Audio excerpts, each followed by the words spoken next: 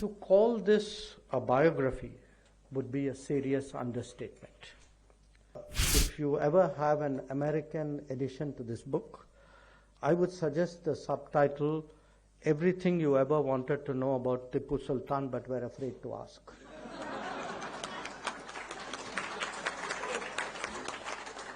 Tipu Sultan, by any standards, is actually a very, very complex figure in our history. His defeat and death can be considered a turning point when it came to the fate of peninsular India. By highlighting the Tipu English binary to the exclusion of a more complicated reality, a particular narrative has been advanced over the years. About this book, to call this a biography would be a serious understatement, because it is something very much more, capturing not just the flavor of a fast-moving and a complicated era, but offering insights into politics, strategy, administration, sociology, and even diplomacy. It is both granular in its detail and creative in many ways in its spirit, making the reader a fly in the wall in Tipu Sultan's palace. There is an honesty as well as an objectivity, I think, in Vikram's approach. And I suppose in this case, that would not have been entirely easy. In fact, if you ever have an American edition to this book, I would suggest the subtitle, Everything You Ever Wanted to Know About Tipu Sultan But Were Afraid to Ask.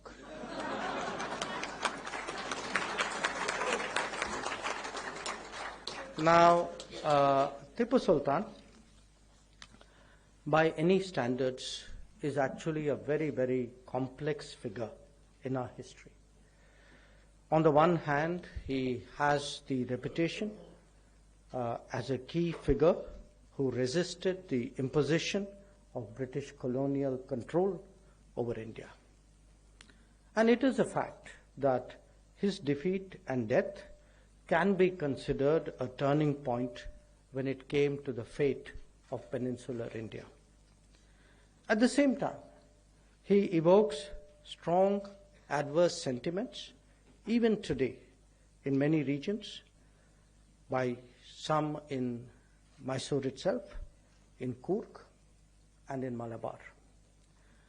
Contemporary history writing, certainly at the national level, has focused largely on the former aspect, underplaying, if not neglecting, the latter.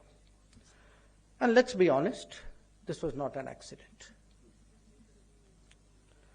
Now, history in all societies is complicated, and the politics of the day often indulges in cherry-picking facts.